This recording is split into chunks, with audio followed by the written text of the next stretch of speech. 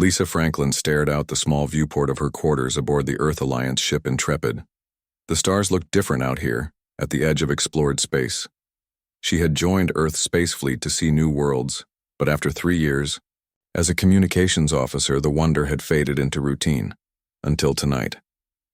Lisa ran her fingers through her short brown hair and turned back to her private terminal. Most crew members spent their free time in the recreation deck, but Lisa had different habits. She had built a small signal interceptor from spare parts against regulations but overlooked by her superiors, who saw it as a harmless hobby. "Let's see what's out there today," she muttered, sliding on her headphones and activating the scanner. The usual chatter filled her ears. Distant Earth cargo ships, automated navigation beacons, and the background hiss of cosmic radiation. Lisa was about to give up when a faint pattern caught her attention. It wasn't in any human frequency band. "That's odd," she whispered, adjusting her equipment. The signal pulsed with perfect rhythm, too regular for natural phenomena. Her heart beat faster as she isolated the frequency. Lisa's room faded away as she focused entirely on the mysterious transmission. She connected her scanner to the ship's more powerful computer system, careful to avoid triggering security alerts. "Computer, analyze pattern and attempt decryption," she instructed. The computer worked silently while Lisa paced her small cabin. After 20 minutes, the screen displayed, "Partial decryption complete. Unknown language detected." Attempting translation, Lisa leaned closer, watching as alien symbols transformed into English text. Most remained garbled, but certain phrases became clear. Session 447 of the Galactic Security Council. Vote results. Human Containment Initiative, 11. Affirm 6 oppose. "Human containment?" Lisa read aloud, feeling suddenly cold. She scrolled through. More translated fragments. Species. Assessment. Humanity threat level. High recommended action. Species termination protocol implementation. Timeline. Begin within 30 Earth days. Lisa's hands shook as she downloaded the partial translation to her personal datapad. This couldn't be real. An alien council had voted to wipe out humanity? It sounded like bad science fiction, yet the signal was undeniably authentic. She needed to show this to someone with authority. Captain Walsh would be on the bridge for another hour. Lisa hurried through the quiet corridors of the night shift, nodding to the few crew members she passed. Their lives continued normally, unaware that somewhere in space, advanced aliens had already decided their fate. The bridge doors slid open. Captain Alan Walsh, a stern man with graying hair and 20 years of space service, looked up with surprise. "Franklin, you're off duty." His voice was gruff but not unkind. "Sir, I need to speak with you privately. It's urgent." Lisa tried to keep her voice steady. Walsh studied her face for a moment, then nodded. "My office." Once inside the captain's small office, Lisa connected her datapad to the display screen. "I intercepted this signal 3 hours ago," she explained, showing him the raw data first. "It's not from any known source, human or otherwise." Walsh frowned. "You've been using unauthorized equipment again." "Yes, sir, and you can punish me later, but first, look at this." She pulled up the translation. The captain's expression changed as he read the text. His usual frown deepened into something more serious. "You're certain this is authentic? Not some kind of joke or training exercise?" "I've verified the signal source. It originated from the direction of Proxima Centauri, but much further out. And sir," Lisa swallowed hard, "the encryption is unlike anything in our database. It's far beyond our technology." Walsh sat heavily in his chair. "If this is real..." He didn't finish the thought. "There's more," Lisa said. "I've been working on decoding additional fragments. There are names of alien species we've never encountered and coordinates. It seems this Galactic Council has representatives from at least 17 different worlds." Walsh rubbed his face, suddenly looking older. 17 advanced species out there, and their first official action regarding Earth is to vote on whether to exterminate us. He hit the intercom button. "Bridge, This is the captain. Set course for Earth. Maximum speed. Priority Alpha. Sir? Came the confused response. You heard me. Now. He turned back to Lisa. I need everything you have on this transmission, and I need you to keep working on it. Get me names, locations, reasons for their vote, anything that might help us understand what we're facing. Yes, sir. Lisa hesitated. Do you think... Is this really happening? Walsh's eyes were hard. I've been in space for 20 years, Franklin. I've always known we weren't alone. But I hoped first contact would be different. He tapped his fingers on the desk. You realize what this means? There's an established galactic community out there, and somehow, without even meeting us officially, they've judged humanity dangerous enough to eliminate. But why? Lisa asked. We've barely left our solar system. That's what you need to find out. Walsh stood up. I'm calling an emergency meeting of senior staff. Then I'll contact Earth Command. This goes all the way to the top. Lisa nodded and turned to leave, but Walsh stopped her. Franklin, what you did, using unofficial equipment, monitoring unauthorized frequencies, it breaks about 15 regulations. He managed a grim smile. But it might just save our species. Good work. For the next 18 hours, Lisa didn't sleep. While the Intrepid raced back toward Earth, she worked alongside the ship's science team to decode more of the alien transmission. The picture that emerged was terrifying. The Galactic Council had been observing Earth for decades. They had hidden probes throughout the solar system. They had studied human history, warfare, technological development, and social behavior. And they had concluded that humanity would eventually become a threat to galactic stability. In the ship's conference room, Lisa presented her findings to the gathered officers. Their faces grew paler with each new revelation. Based on what we've decoded, she explained, pointing to the star chart on the display, the Council representatives come from these systems. Most are hundreds of light years from Earth. How could they even know about us? Asked Joe Rivera, the ship's security chief. We've only been broadcasting radio signals for about 150 years. They have faster-than-light travel and communication, Lisa replied, and they've been watching us since at least the 1950s, when they detected our first nuclear detonations. Captain Walsh studied the map grimly. And their plan for us? Lisa took a deep breath. A biological agent designed to affect human fertility. They plan to release it into Earth's atmosphere. It would cause our numbers to decline slowly over generations until we're extinct. They call it merciful containment.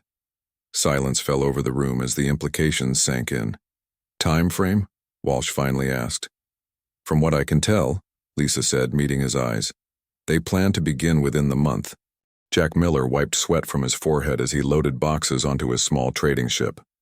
The air on Nexus 9, a busy space station where many alien species met to trade, was always too warm for humans. Or maybe it was just his nerves. No one looking. Ed Jack would guess he was really a spy for Earth Alliance. His beard was scruffy, his clothes were worn, and his hands were rough from years of pretending to be a simple trader. For 3 years he had lived this lie, gathering information about alien species and sending it secretly back to Earth. Jack had built a good cover story. He traded Earth goods, coffee, spices, and handmade items for alien tech parts. The Satchel. Aliens on Nexus 9 thought he was just another human merchant trying to make money. None suspected he was actually Captain Jack Miller, one of Earth's top intelligence officers. His small shop in the station's market area was the perfect place to watch and listen. Aliens from dozens of worlds passed through, and after a few drinks, many would talk freely around the harmless human trader. Jack was organizing his new shipment when his secret communication device buzzed. It was hidden inside what looked like an old-fashioned watch. He waited until he was alone in his ship's cargo hold before checking the message. The words on the tiny screen made his blood run cold. Priority: Alpha Earth, under imminent threat. Galactic. Council voted to eliminate humanity. Locate Council database on Nexus 9. Extract all info on extinction vote, all resources authorized Earth command. Jack read the message twice to make sure he understood. A galactic council?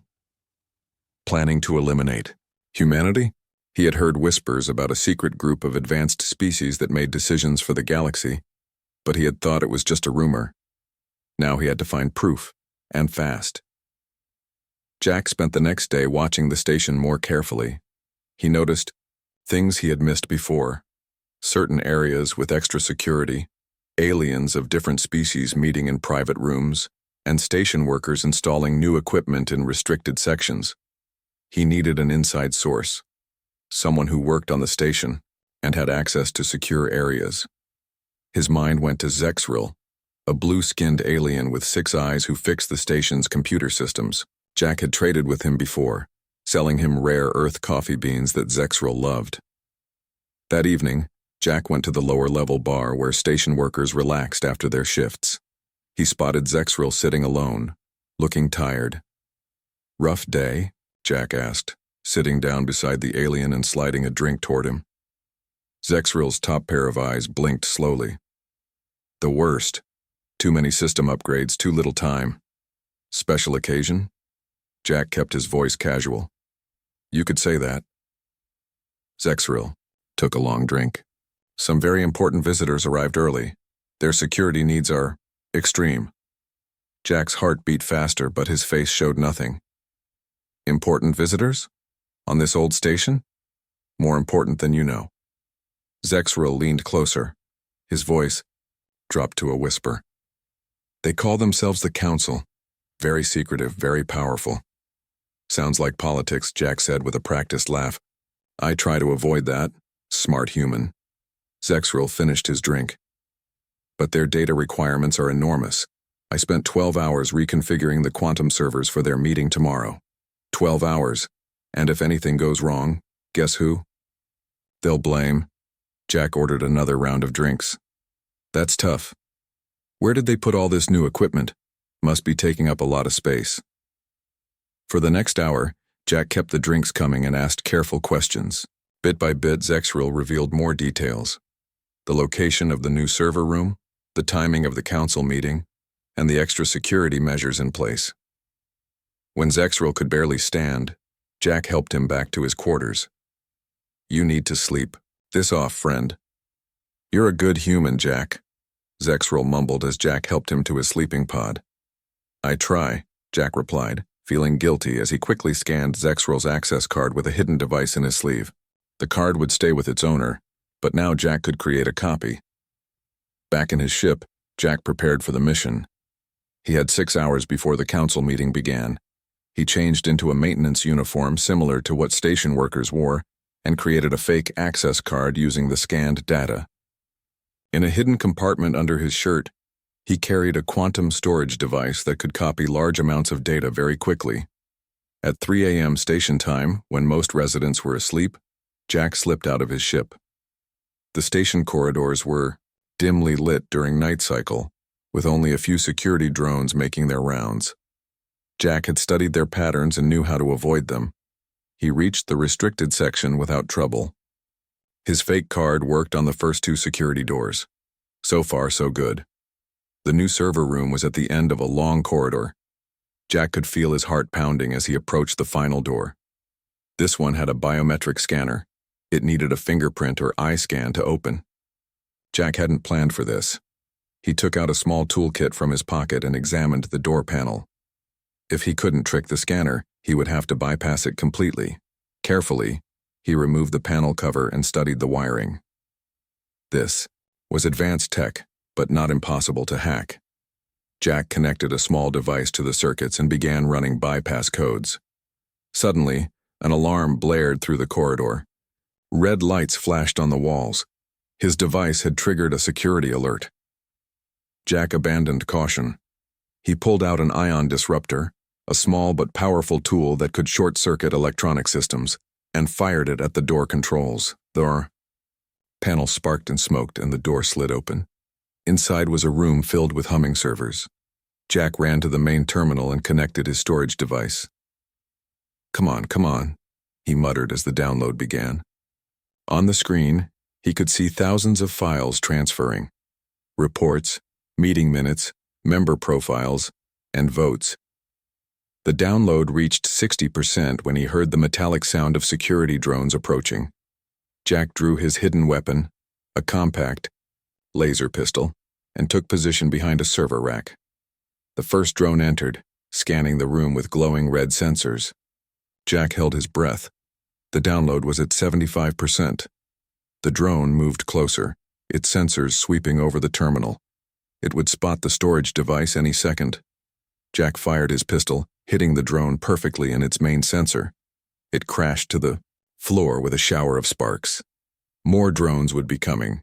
The download reached 89% as Jack heard voices in the corridor, living security guards, not just drones. Almost there, he whispered, watching the progress bar. 93%. 96%. The door to the server room opened again. This time, 3 armed guards rushed in, tall, gray-skinned aliens with 4 arms each. They spotted Jack immediately. "Don't move." "Human," one shouted in the common trade language. Jack raised his hand slowly, blocking their view of the terminal where his device showed 100% complete. With a quick movement, he hit the disconnect button and slipped the storage device into his sleeve. "This is a restricted area," the guard said, moving closer with his weapon raised. "I got lost," Jack replied with an innocent smile. "The door was open and Silence." The guard hit a communication button on his uniform. "We've caught an intruder in the server room. Human male." Jack knew he wouldn't make it out of the station now, but the information had to reach Earth. As the guards surrounded him, he pressed a hidden button on his watch. The quantum storage device in his sleeve sent its contents through an encrypted subspace channel directly to Earth Alliance headquarters. The transmission would take days to reach Earth, traveling through a network of hidden relay stations. But it would get there. "You have no idea what you've done, human," the guard said, securing Jack's hands with energy cuffs. Jack smiled slightly. "Neither do you." As they led him away, Jack felt a mix of fear and satisfaction. He might not escape, but he had completed his mission. Earth now had proof of the Galactic Council's plan and time to prepare. Susan Harris hadn't slept in 3 days. As Deputy Director of Earth Intelligence, she was used to crisis situations, but nothing like this. The fate of humanity now rested partly on her shoulders, and the weight was crushing. Her office deep, beneath the Washington complex, was filled with data screens. Each showed different pieces of information from the files that Agent Jack Miller had risked his life to send from Nexus 9. Susan ran her hand through her short gray hair and took another sip of cold coffee. "Director, they're ready for you." Her assistant stood at the door looking as tired as she felt. Susan nodded and gathered her data pad. The emergency session of the Global Defense Council was waiting. As she walked through the underground hallways, she mentally reviewed what she would say. How do you tell the world's leaders that aliens had voted to wipe out humanity? The council chamber was a large, circular room with a round table in the center. Around it sat 20 people, the leaders of Earth's major nations and military alliances. Their faces were grim. Most had already read the preliminary reports. At the head of the table sat President Diane Powell, a tall woman with dark skin and a reputation for staying calm in a crisis. She nodded to Susan as she entered. "Deputy Director Harris, please begin your briefing," Powell said. Susan took her place at the podium. The room fell silent as the screens behind her lit up with images. "Ladies and gentlemen," she began, "what I'm about to share has been verified by 3 different intelligence teams. The information comes from a secure alien database, accessed by one of our agents at great personal risk." She tapped her datapad and the first image appeared, a star map showing hundreds of inhabited worlds, most completely unknown to Earth. For approximately 50 years, Earth has been observed and evaluated by a coalition of advanced alien species called the Galactic Council. 2 weeks ago, they concluded their assessment with a vote to determine whether humanity should be allowed to continue existing. Murmurs filled the room. Susan raised her hand for silence and brought up the translated minutes of the council meeting. 17 alien races were listed, along with their votes, 11 for elimination, 6 against. The Council believes that humanity represents a future threat to galactic peace. Their main concerns are our rapid technological development, our history of warfare, and what they call our inherent aggression. Defense Secretary William Boyd, a big man with a military buzz cut, leaned forward. What exactly are we dealing with here? How advanced are these aliens? Susan brought up new images showing alien ships and technology. Based on what we've learned, they are centuries ahead of us technologically. They have faster-than-light travel, energy weapons, advanced AI, and biological engineering far beyond our capabilities. Why haven't they made official contact? Asked the Chinese premier. They have a non-interference policy for developing worlds, Susan explained. Species are only welcomed into the galactic community after they develop FTL travel on their own. However, they make exceptions when they identify a potential threat species. That's us. President Powell's voice was steady when she spoke. And their plan for eliminating us? Susan took a deep breath. The Council approved what they call humane containment. They've engineered a biological agent that targets human DNA. It doesn't kill directly but would reduce our fertility rates over generations. We would slowly die out as a species over 150, 200 years. Silence fell over the room as the implications sank in. When do they plan to release this agent? Asked the European Union representative, her voice barely controlled. Susan brought up a timeline on the main screen. According to the data, implementation was scheduled to begin next month. A fleet of stealth ships would enter Earth's atmosphere and release the agent globally. Can we stop them? General Frank Daniels asked what everyone was thinking. With conventional weapons? No. Susan shook her head. Their technology is too advanced. Our best missiles wouldn't even reach their ships. Then what options do we have? President Powell asked. I refuse to accept that humanity has no chance. Susan moved to her final slides. We've identified 3 possible approaches. First, diplomatic contact. 6 council members voted against our extinction. They could be potential allies. Who would speak for Earth? Someone asked. That's a question for this council to decide, Susan replied. Second option, detection and containment systems. Our scientists believe we might be able to identify the biological agent and develop countermeasures. And the third option? President Powell asked. Susan hesitated. The third option is the Prometheus Protocol. The room grew tense. Few people knew about Prometheus, a top-secret defense system developed over 20 years using recovered alien technology from a crashed scout ship. Prometheus has never been tested against advanced alien technology, General Daniels objected. We have no idea if it would work. It's a last resort, Susan agreed, but it's also our only offensive option. President Powell stood slowly. All eyes turned to her. How certain are we about this information? Could it be some kind of misunderstanding or test? Susan shook her head. The data is clear, Madam President. Agent Miller sent complete files, including biological weapon specs and deployment plans. They've been studying us for decades and made their decision. Powell walked to the window, though the underground room had no real view, just screens showing the world above. For a long moment she said nothing. Then she turned back to face the council. We need to proceed on all fronts, she said firmly. Prepare diplomatic channels in case we can make contact with the dissenting council members. Put our best scientists to work on countermeasures for the biological agent. And, she paused, activate the Prometheus Protocol. Several council members gasped.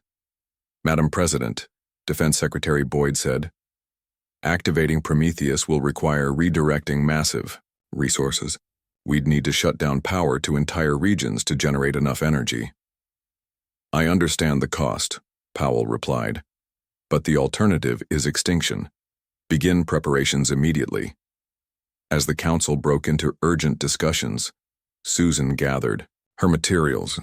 She noticed the president approaching. Walk with me, Susan, Powell said quietly. In the hallway outside, away from the others, Powell stopped. There's something you're not telling them. Susan wasn't surprised. The president had always been perceptive. The files contained more than just the Council's plans, Susan admitted. There was also information about internal politics, disagreements. The 6 who voted to spare us, they have their own reasons. Such as, some believe we have potential, that humanity could eventually become valuable allies. Others have ethical concerns about species elimination, and a few... Susan hesitated. Go on, Powell urged. A few believe the Council itself has grown too powerful, too secretive. They see humanity as a potential counterbalance. Not now, but someday. Powell considered this. So we might have allies out there. Possible allies, Susan corrected. But making contact without alerting the full Council would be extremely difficult. Powell's eyes narrowed with determination. Find a way. Use whatever resources you need. If there are beings out there who don't want us wiped out, we need to reach them. Yes, Madam President. As Powell walked away, Susan felt a small flicker of hope for the first time in days. Humanity faced the greatest threat in its history, but they weren't giving up. And maybe, just maybe, they weren't as alone as they thought. Commander Paul Ward stood at the main window of Earth's orbital command center, his hands clasped tightly behind his back. Outside, the blackness of space was broken by 7 strange shapes. The alien ships had arrived 4 hours ago and taken position just beyond the moon's orbit. They didn't look like human ships at all. They were curved and smooth with no visible engines or weapons. Light seemed to bend around them, making them hard to focus on directly. Status report, Paul ordered, hiding the fear in his voice. Lieutenant. Kelly Brown looked up from her monitoring station. No change, sir. They're maintaining position. No communications yet. Paul nodded. For 36 years he had served in Earth's space forces. He had seen combat in the Mars Rebellion and led the rescue mission to Europa Station. But nothing had prepared him for this, facing alien ships that had come to end humanity. The command center was unusually quiet. 50 officers worked at their stations, but they spoke in whispers. Everyone knew what was at stake. Commander, called out Communications Officer Ben Rivera. We're receiving a transmission from the alien fleet. Paul straightened his uniform, put it on the main screen. The large view screen at the front of the command center flickered. At first there was only static. Then strange symbols appeared, quickly replaced by English text as the translation systems worked. We are representatives of the Galactic Council, the message read. Your species has illegally accessed classified council proceedings. Surrender. The individuals responsible and delete all acquired data, or face immediate sanction. Paul looked at the direct link to the underground bunker where President Powell and other world leaders had gathered. On a small screen he could see the president nod. This is Commander Paul Ward of Earth Alliance, he said clearly. We are aware of your vote to exterminate humanity without provocation or formal contact. We consider this an act of war against our species. There was a long pause before the alien response came. Your species misunderstands. The Council's decision was not made lightly. Your elimination was deemed necessary for galactic stability. You have shown aggressive tendencies and rapid weapons development. Our action is preventative, not hostile. Paul felt anger rise in his chest. How calmly they discussed wiping out billions of people. If you're not hostile, he replied, then why did you plan to release a biological weapon to slowly end our species without our knowledge? That doesn't sound peaceful to me. Another pause. The containment method was chosen, to minimize suffering. Your primitive weapons cannot harm our vessels. Resistance will only make things worse for your people. President Powell's voice came through now, directly from the bunker. This is President Diane Powell of the United Earth Government. Before you proceed with your plans, you should know that we have activated our Prometheus protocol. The aliens did not respond immediately. When they did, their message seemed less certain. We detect no unusual energy signatures or weapon systems. Explain this Prometheus protocol, Powell continued, her voice strong and clear. Our agent Miller didn't just discover your plans. He found the coordinates of every council member's homeworld. The alien ships shifted position slightly as if responding to this news. That information is compartmentalized, Your technology could not access such data. Yet here we are, Powell replied. Prometheus consists of 17 quantum-entangled devices. If humanity falls, each device will deliver a payload to a council member's home planet. Not to destroy. We aren't like you.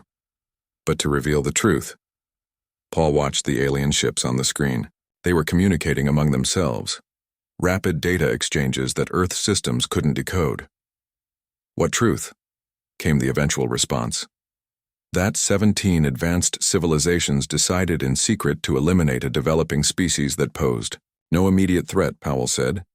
That the Council voted to commit genocide rather than make peaceful contact. How will your own people react to learning that? The billions of ordinary citizens on your worlds who never voted on this decision. The main screen split to show different camera feeds from around Earth. In major cities, people had gathered in streets and parks. Despite knowing alien ships were in orbit, they stood together, holding candles and signs.